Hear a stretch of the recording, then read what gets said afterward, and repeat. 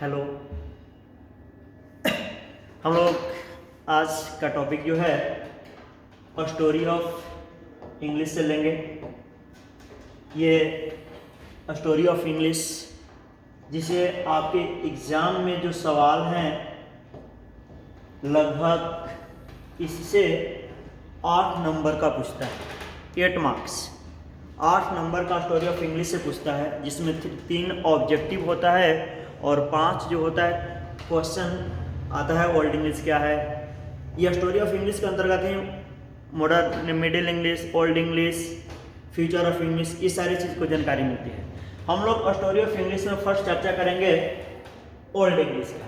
हम लोग पहले अंग्रेजी बहुत लोग यह जिक्र हम लोग करते हैं अंग्रेजी का जो किसी ने आविष्कार किया है, कोई व्यक्ति खास करके आविष्कार नहीं किया है। इंग्लिश कैसे आया है आज हम लोग जानेंगे। किस सदी से शुरुआत किया गया था। जो इंग्लिश का अवधि माना जाता है 449 से 1066 एडी, ठीक है। यानी 449 से 466 की अवधि होता है कि ये जो होता है 449 एक देखिए हम लोग एक होता है बीसी और एक होता है एडी, दोनों समझ लीजिएगा। बीसी जो होता है बिफोर द क्राइसिस, यानी ईसा काल से पूर्व यानी पहले की जो घटनाएं होता है वो बीसी होता है। एडी जो होता है ईसा काल के बाद वाले, तो ये जो है ईसा काल से 449 वर्ष बाद की घटना थी, तब जब ओल्ड इंग्लिश का शुरुआत माना जाता है। और ये ओल्ड इंग्लिश कब तक रहा? लमसम 1066 तक रहा। कब तक? यानी इतना से शुरू हुआ और एडी 1066 तक बरकरार रहा। अब हम लोग जानेंगे ओल्ड इंग्लिश के थोड़ा सा अगला पॉइंट के बारे में।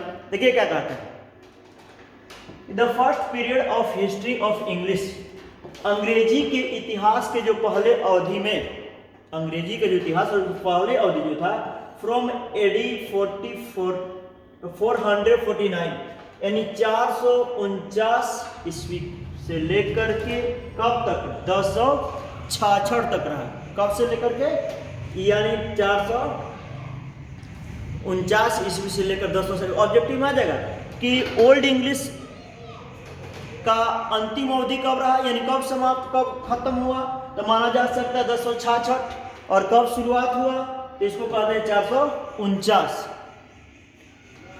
इंग्लिश इज रेफर्ड, ये जो अंग्रेजी ओल्ड इंग्लिश था वो referred to by one of the following, यानी इसको 3 नामों से रेफर करता है। इंग्लिश जो है 3 नामों का जिक्र कर रहा है। एक ओल्ड इंग्लिश जिसमें कह रहा है कि वन ऑफ द फॉलोइंग, इन तीनों में से एक को माना जाता है ओल्ड इंग्लिश। ये रेफर तो किया 3 गो नाम, old English, Anglo Saxon, Anglo Celtic. एक सर ये क्या है एंग्लो सैक्सन और एंग्लो सेल्टिक क्या है, आएगा आगे बताएंगे हम। तो ये जो था ओल्ड इंग्लिश, ये एंग्लो सैक्सन जो थे एक ऐसे एंग्लो सैक्सन एक जाति, ठीक है, जो यूरोप से होकर के यहाँ इंग्लैंड में आए थे जानते क्या करने के लिए। उनका जो यात्रा रहा, थोड़ा सा मैं इसको जिक्र कर दूंगा, ये एंग्लो सैक्सन का फिगर है। जो इनका जो यात्रा रहा, ये लोग भ्रमण करने के लिए, घूमने के लिए यहाँ पर आए हुए हैं, बताने के लिए, दर्शाने के लिए वहां पहुंचे हुए हैं। इंग्लैंड आए थे, लेकिन ये एंग्लो सैक्सन जब आए थे यानी ये 449 में आए थे। कब आए थे? 449 में एंग्लो सैक्सन जो थे वे लोग यहाँ पर आए हुए थे।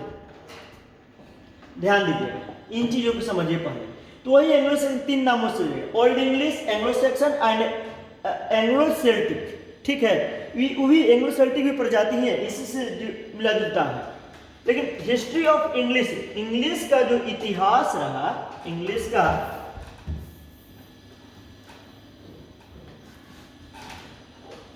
देखिए हिस्ट्री ऑफ इंग्लिश का जो इतिहास बिगिन शुरू होता है with the coming of the Anglo Saxon, यानी किसके आगमन के साथ शुरू होता है? तो एंग्लो सैक्सन के आगमन के साथ ही इंग्लिश का इतिहास शुरू हो जाता है। और इसका आगमन कब होता है? From Europe. ये कहां से आते हैं? यूरोप से आते हैं, लेकिन कहां? मेनलैंड इंग्लैंड, यानी इंग्लैंड में आते हैं। जो इंग्लैंड के मुख्य भूमि होता है उस मुख्य भूमि के भूमि पर आते हैं कौन? Anglo Saxon. ठीक है, वो जो वे लोग हैं वे अपना आगमन करता है। पहले के देखते करते हैं कि पहले यहाँ से चलो लड़ाई करके उसको जीत लिया जाए, उससे लड़ाई करके उसको जीत लिया जाए। इसी तरह से एंग्लो सैक्सन भी जो है इंग्लैंड पर अटैक करते हैं, पहुंचते हैं। वो भी किस दौरान? लगभग ड्यूरिंग, देखिए अवधि का मैं जिक्र किया 449 टू AD 1066 ईस्वी तक, यानी इस बीच में इस अवधि में लिया गया। वे लोग पहुंचा था कौन? एंग्लो सैक्सन पहुंचा हुआ था। गौर कीजिएगा, देखिए मैं तो जिक्र ही किया। देखिए ये था invention of England by Anglo Saxon. Anglo Saxon जो है इसको अटैक किया है, उन्होंने मार लड़ाई के दृष्टिकोण से आया। देखिए दो लड़ाइयों का यहाँ जिक्र किया गया है। ठीक है, यहाँ पर दो लड़ाइयों का जिक्र। पहले invention of the Anglo Saxon in, यानी एंग्लो सैक्सन जो था, ये एंग्लो सैक्सन जो था ये यहाँ पर आया हुआ था 449 में। और एक इसी का जाति था जो नॉर्मन्स, क्या नाम था? नॉर्मन्स का जिक्र किया गया था। देखिए जब नॉर्मन्स की जब मैं बात करता, नॉर्मन जो था उत्तरी मध्य उत्तरी भाग के एक जाति थी। ये जाति जो थी लमसम 10वीं सदी के शुरू में ही प्रारंभ हुई थी। ये जाति नॉर्थ जाति जो थी वो जो थी ये भी अटैक कर दी, क्योंकि ये देखिए वो भी यूरोप से ही आया हुआ था। कौन? ये एंग्लो सैक्सन। ये भी थे, लेकिन उसी यूरोप की एक जाति था Normans.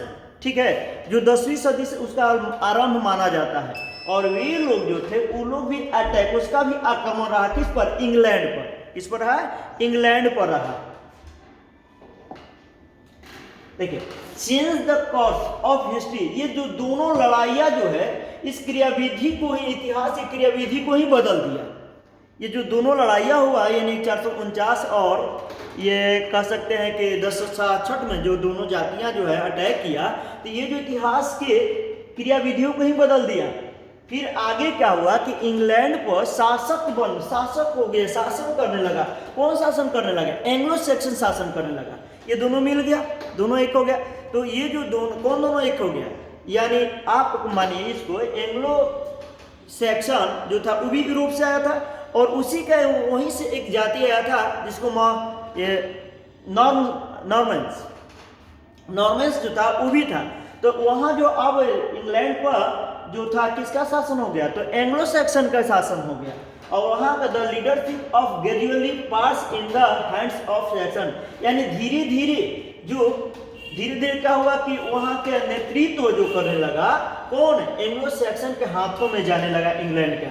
And the Celtic language, और वहाँ जो इंग्लैंड में जो लोग, वहाँ के लोग जो रहते थे, जो सेल्टिक भाषाएं जो बोलते थे, सेल्टिक भाषा बोलते थे, वे जो था और नॉट यूज्ड, अब उसका प्रयोग नहीं किया जाता था। उसका प्रयोग नहीं किया फॉर एनी पर्पस, किसी भी उद्देश्य से। सिंस देन, तब तक only a handful of Celtic words, यही कारण था कि मात्र मुट्ठी भर सेल्टिक शब्द बच चुके थे। वो भी is the names of places, या तो नाम का जो ये नाम हो जाएगा, स्थान का नाम है, या कह सकते जैसे हुआ कि डोवर, किम्बरलैंड, केंट, लंदन, यॉर्क, ये इंग्लैंड का एक शहर है जो नाम है। देखिए मेरा कहने का मतलब है कि जब अटैक किया तो एंग्लो सैक्सन जब वहाँ रहने लगा तो वहाँ का किया को धीरे धीरे इंग्लैंड के जो सेल्टिक शब्द थे वे सब धीरे धीरे समाप्त होने लगे। जब सेल्टिक शब्द समाप्त होने लगे तो लोग क्या करने लगे, वहाँ जो है कि अब जो है जो शब्दों का इस्तेमाल ही नहीं होगा तो समाप्त हो जाएगा। उस समाप्त होने के कगार पर हो गया और लमसम थोड़ा सा नाम, मुट्ठी भर शब्द बच गए, जिससे मैं नाम का जिक्र किया, जिससे वो भी नाम बचा तो कुछ स्थान का नाम बच गया, नदियों का नाम बच गया। स्थान और नदियों का, देखिए स्थान और नदियों का मैं जिक्र कर देता हूँ यहाँ पर। देखिए जिससे प्लेस नेम्स, यानी जैसे नाम आया डोवर आ गया। देखिए डोवर मैंने डोवर जो है, देखिए इस एरिया को डोवर बोला गया जो इंग्लैंड में ही है। उसके बाद किम्बरलैंड, ठीक है, इस एरिया को ये किम्बरलैंड कहा गया। केंट, ये केंट है, इंग्लैंड का ही है, लंदन में, इंग्लैंड में ही है। और ये लंदन, इसको लंदन कहा गया, ये लंदन है। और एक ही यॉर्क, ये शहरों का नाम बच गया जो जिसका जिक्र किया गया, कुछ शब्द हटते गए, यही सब नाम रह गया। फिर रिवर्स नेम, कुछ नदियों का नाम रह गया। जैसे नदियों के नाम में आप कह सकते हैं ओवन रिवर, ठीक है। और नाम मैं जिक्र कर दे रहा हूं, थोड़ा सा आगे बढ़िएगा। देखिए नाम है, इस सबको थोड़ा सा ध्यान रख लीजिएगा कि नदियों का भी नाम इसमें जिक्र किया गया था, ठीक है। ओवर रिवर हो गया, डी रिवर हो गया, डरविंट रिवर हो गया, उसके बाद ट्रेंट रिवर हो गया। ये सारे जो है किसके, ये नदियों का नाम बचे। जैसे नाम के वर्ड के रूप में जैसे सेल्टिक वर्ड बचे, तो सेल्टिक वर्ड कुछ बचे, वो भी मुट्ठी भर बचे। वो भी नाम जो सेल्टिक वर्ड बचे थे, ये नाम के रूप में बच गए थे, शहरों का नाम के रूप में बच गए। और इसके बाद कह सकते हैं कि नदियों के नाम के रूप में बच गए। आगे बढ़ते हैं। ओल्ड इंग्लिश में कुछ भाषाएं थी। ओल्ड इंग्लिश यूनिफॉर्म अकेला नहीं था। ओल्ड इंग्लिश में 4 डायलेक्ट्स थे। आ सकता है कि डायलेक्ट ऑफ ओल्ड इंग्लिश है। ओल्ड इंग्लिश के डायलेक्ट की बात आइए तो कितना डायलेक्ट है, तो आप ये 4 डायलेक्ट्स, ठीक है। The old English was not a single uniform language, यानी ओल्ड इंग्लिश जो था कोई सिंगल एक ही भाषा से बना हुआ ये भाषा नहीं था ओल्ड इंग्लिश, बल्कि there were 4 dialects in Old English. Lump sum कितना, 4 गो, याद रखिएगा 4 गो था। वो 4 गो कौन कौन, याद रखिएगा। Kentish, Northumbrian, Mercian and West Saxon, यानी ये 4 नाम है, ठीक है। ये जो 4 नाम है जिसको ओल्ड इंग्लिश का डायलेक्ट बोला जाता है, भाषा, यानी कहा जाता है कि ओल्ड इंग्लिश कितने डायलेक्ट थे, तो आप 4 डायलेक्ट थे। कौन कौन, Kentish, Northumbrian, Mercian, West Saxon, ये 4 डायलेक्ट थे। आगे बढ़ते हैं। Some characteristic of Old English, यानी पुराने अंग्रेजी की कुछ विशेषताएं, पुराने अंग्रेजी के कुछ विशेषताएं, कुछ चीजों का जिक्र किया गया। जैसे Old English is very difficult to read and understand the text of this period, यानी कहने तो ओल्ड इंग्लिश था बहुत कठिन होता था पढ़ने में, समझने में। कौची, इस अवधि के जो लेख था, उस अवधि में जो उस समय में जो लिखा गया था, उसको पढ़ना समझना बहुत ही क्या होता था, कठिन होता था। क्योंकि it looks different because of its spelling of different nature of unfamiliar vocabulary and totally different grammatically structure. यहाँ कहा गया है कि ये जो वर्ड लुक्स दिखता अलग दिखता था, बिकॉज ऑफ किसके कारण, इसके स्पेलिंग अलग होते थे। और उसके बाद कह सकते अनफैमिलियर, ये जो वर्ड वोकैबुलरी जो शब्द होते थे वो भी अपरिचित जैसा लगता था। एंड टोटली पूर्ण रूप से डिफरेंट और ग्रामेटिकल स्ट्रक्चर, जो ग्रामर की बनावट होती थी ये भी क्या होती थी, अलग होती थी। यही कारण था कि इसको माना जाता है कि बहुत ही कठिन था। कौन, old English. Anglo Saxon used, Anglo Saxon जो थे प्रयोग किए अ सिस्टम ऑफ राइटिंग, लिखने का जो पद्धति था उसको प्रयोग किए, विच जिसे दे ब्राउट विद देम, जिसे वो लोग खुद लेकर आए थे। एंग्लो सैक्सन जो जाति था जब यहाँ आ गया, शासन करने लगा। जैसे मान लीजिए हमारे ऊपर भारत ने शासन किया, जब भारत शासन किया तो बताइए उन लोग का हिंदी लिखना शुरू किया, नहीं सॉरी, हमारे ऊपर इंग्लैंड जब शासन किया, सॉरी हमारे ऊपर जो इंग्लैंड शासन किया, तो क्या उन लोग हिंदी लिखते थे, नहीं इंग्लिश लिखते थे। उसी का देन है कि आज हम लोग पढ़ रहे हैं। तो वो जो था इंग्लैंड वाला जो था इंग्लिश लिखने का काम करता था, तो जिसका जो शासन रहता था वो अपना अपना भाषा लेकर आता था। और जो उसी तरह से एंग्लो सैक्सन जो था ये भी जब वहाँ पर शासन करने लगा तो वो इंग्लैंड में क्या करने लगा, यानी लिखने का जो पद्धति था वो अलग था। और कहा था दे ब्राउट विथ देम, वे लोग खुद अपने साथ ले करके आए थे from northern and western Europe, यानी कहाँ से लेकर आए थे जी, ये यूरोप के उत्तर और पश्चिम से लेकर आए हुए थे। वो भी कहाँ लेकर आए थे, इंग्लैंड लेकर आए हुए थे। यानी जो ये एंग्लो सैक्सन हो गए ये, फिर उसके बाद आपको मैं एक और नाम लिया हूँ नॉर्मन्स हो गए। ये दोनों लोग जो थे ये कहाँ से आए हुए थे, यूरोप के थे, यूरोप से आए हुए थे। अब ये लोग अपनी अपने भाषा को, जो अपना भाषा था उसको लेकर आए थे, और जो लोग आए थे तो यहाँ पर क्या करने, उसका इस्तेमाल करने लगे। हम लोग सोचते थे कि नहीं हम ही लोग को कोई अटैक किया था, ऐसा बात नहीं। देखो इंग्लैंड पर भी अटैक कर करके उसका भाषा तक बोलने का अनुमति नहीं दिया जा रहा था, इस्तेमाल नहीं किया जाए करने दे रहा था। Foreign invention such as romance French, देखिए कुछ लड़ाइयाँ हुई, कुछ कहने का मतलब कि फॉरेन विदेशी जो आक्रमण हुआ सच है, जैसे कि रोमन एंड रोम, फ्रेंच और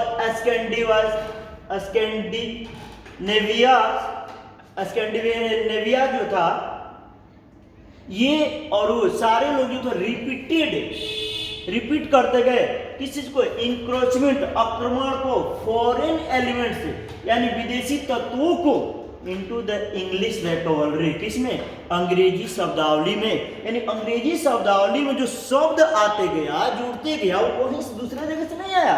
ये जो विदेशी अटैक होते गया ना, जैसे मान लो कि यहाँ पर अटैक, मान के चलिए कि ये एक देश है और इस देश में एक दूसरा आकर अटैक किया, ये आकर अटैक किया, ये आकर अटैक किया, इसी तरह से अटैक जब लोग करने लगे तो यहाँ जो ई आया था, कुछ ये बोलता था, ये कुछ बोलता था, लेकिन यहाँ पर जो बोला जाता था बोली वो सेल्टिक था, लेकिन ये जो सबसे ज्यादा शासक है एंग्लो का रहा। एंग्लो जो था इंग्लिश से रिलेटेड शब्द बोलते थे, तो यही कारण था कि इनका जो अटैक रहा, ये सारे लोगों का एलिमेंट तत्व जो रहा, उन सारे तत्वों को क्या किया गया, इंग्लिश वोकैबुलरी में शामिल करते गए, यानी किया गया। जैसे कुछ Latin influence on Old English, यानी ओल्ड इंग्लिश में लैटिन भाषा को तो शामिल पहले से किया गया, क्योंकि ओल्ड इंग्लिश यानी पहले, यानी कहने का मतलब 449 से पहले, एंग्लो सैक्सन आने से पहले लैटिन शब्दों का इस्तेमाल वहां पर होता था सेल्टिक में, ऐसा नहीं कि खत्म हो गया था। This Latin had influenced English before the coming of Anglo Saxon in England, यानी इंग्लैंड में एंग्लो सैक्सन के आने के पहले ही से भी लैटिन जो था वो अपने प्रभावित करता था, यानी प्रभाव छोड़ दिया था किस पर, इंग्लिश पर। इंग्लिश के लिए उसका लैटिन शब्द का इस्तेमाल किया जाता था। Many Latin words such as, जैसे बहुत से लैटिन शब्द है, जैसे मान लीजिए heaven, god, angel, military, agriculture, aster, ठीक है, scene, altar, candle, lily, plant, tiger etcetera, ये सारे जो वर्ड है वर बोरोड इन इंग्लिश, ये सारे शब्दों को लिया गया है किसमें, अंग्रेजी में। अंग्रेजी में लिया गया, किससे लिया गया है, लैटिन भाषा से लिया गया है। लैटिन शब्द ये सारे हैं जिसको इसमें लिया गया है। उसके बाद आता है कैसर स्कैंडिनेविया, स्कैंडिनेविया जो है, स्कैंडिनेवियन जो है, influence on Old English vocabulary, इन लोगों का भी देखिए, ये स्कैंडिनेवियन क्या है, स्कैंडिनेवियन जो है ये भी एक जाति, जो ये लोग भी ये भी लोग हैं, एक बार कह दो 5वीं सदी में ये लोग भी इंग्लैंड पर अटैक किए थे। क्या कहते हैं, ये लोग भी, देखिए 5वीं सदी में कहने का मतलब ये हुआ कि 449 में तो लमसम इसी दौरान लगभग ये लोग भी क्या कहते हैं, 5वीं सदी में क्या कहते, ये लोग भी क्या किए थे, 449 में जो एंग्लो सैक्सन आता था उसी के लमसम आसपास में स्कैंडिनेवियन जो थे ये भी अटैक किए थे इंग्लैंड पर। ठीक है, मैं उसका थोड़ा सा पढ़िएगा आगे तो दिया, वो भी अटैक किया था 5वीं सदी में। ठीक है, लेकिन वहाँ जब वो लोग भी आए तो वो भी अपना अपना शब्द छोड़ दिया, जैसे कि Scandinavian words were also included, उनके शब्दों को भी शामिल किया गया इन ओल्ड इंग्लिश, यानी का पुराने अंग्रेजी में, toward in the end of 19th century, यानी 9वीं सदी में लमसम इनके शब्दों को इस्तेमाल किया गया। सम ऑफ डैनिश वर्ड्स, कुछ इनके जो शब्द हैं आज जैसे birth, bank, bull, call, cleave, die, drag, egg, fellow, gap, given, get, guess, hit, hill, kit, knife, leg, root, scare, seat, sky, tight, window, etcetera. ये जो सारे शब्द है ये जो है कहाँ किसके शब्द है, ये स्कैंडिनेवियन का शब्द है, जो ये भी वहां पर यानी इंग्लैंड पर एक बार क्या किया था, अटैक किया था। लेकिन इन शब्दों को शामिल किया गया था कब, 9th सेंचुरी यानी 9वीं सदी में किया गया था। कब किया था, 9वीं सदी में किया गया था। और सोचिए 10वीं सदी के लास्ट यानी 11वीं सदी में क्या हो गया था, 11वीं सदी के अंतिम मैंने 11वीं सदी मान के चलिए कि पुराना इंग्लिश क्या हुआ तो हटा दिया गया ना पूरा, फिर मिडिल इंग्लिश का आरंभ हुआ। मैं मिडिल इंग्लिश के बारे में भी बताऊंगा, उस पर मैं वीडियो बनाऊंगा। देखिए आगे कहा जा रहा है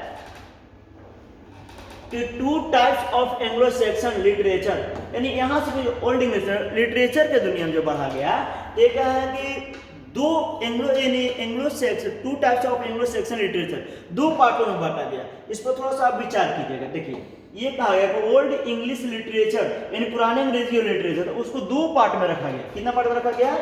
दो पार्ट में। पहला कह रहा है कि द फर्स्ट इज दैट, पहला ये था कि विच वाज अनडाउटली, जो निश्चित रूप से brought by the Germanic tribes, यानी जर्मनी के जो जनजातियां थी वे लेकर आया था। व्हेन जब दे वर इन्वेडेड, जब वे आक्रमण किए थे इंग्लैंड पर, एंड इज प्रिजर्व, और तब जाकर वे जीवित रखे थे इन द ओरल ट्रेडिशन, मौखिक परंपरा को।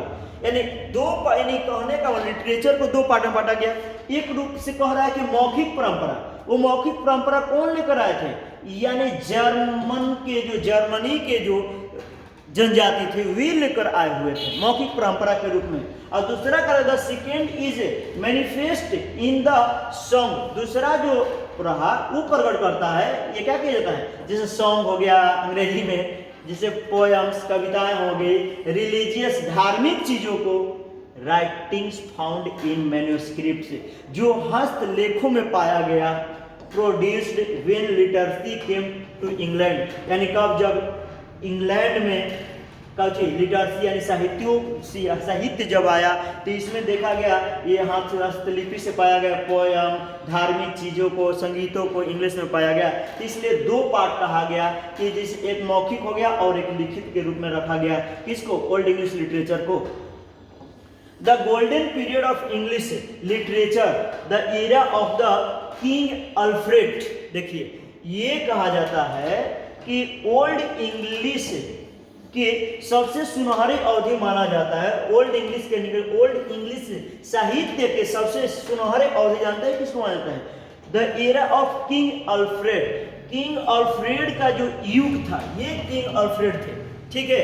इनके युग में अंग्रेजी का थोड़ा सा बढ़ावा पूर्ण रूप से दिया गया था और इनको गोल्डन माने सुनहरा अवधि माना जाता है। क्या माना जाता है? सुनहरा अवधि माना जाता है। जैसे ध्यान दीजिएगा, सुनहरा अवधि करने का मतलब क्या हुआ? जैसे king Alfred beings a scholar, king जो थे ये खुद ही एक विद्वान, वॉरियर, लड़ाकू एंड रूलर, शासक थे, जिन्होंने ब्राउट लाया टीचर, शिक्षकों को, एंड स्कॉलर्स, बुद्धिजीवियों को, फ्रॉम अब्रोड, विदेशों से लेकर आया, and made a miraculous improvement in Old English, और तब जाकर के क्या किया कि एक भव्य पुराने अंग्रेजी को पूरा बढ़ावा दिया, सुधार करने की कोशिश किया। कौन? तो इस अवधि को यानी अल्फ्रेड, किंग अल्फ्रेड, इस अवधि को सुनहरा अवधि माना जाता है ओल्ड इंग्लिश के लिए। कोई दिक्कत नहीं।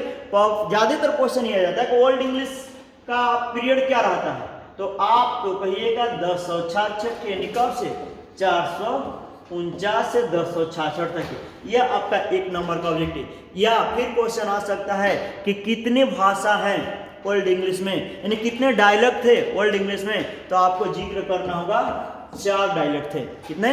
4 डायलेक्ट। ठीक है, अगला वीडियो में फिर हम लोग मिलेंगे।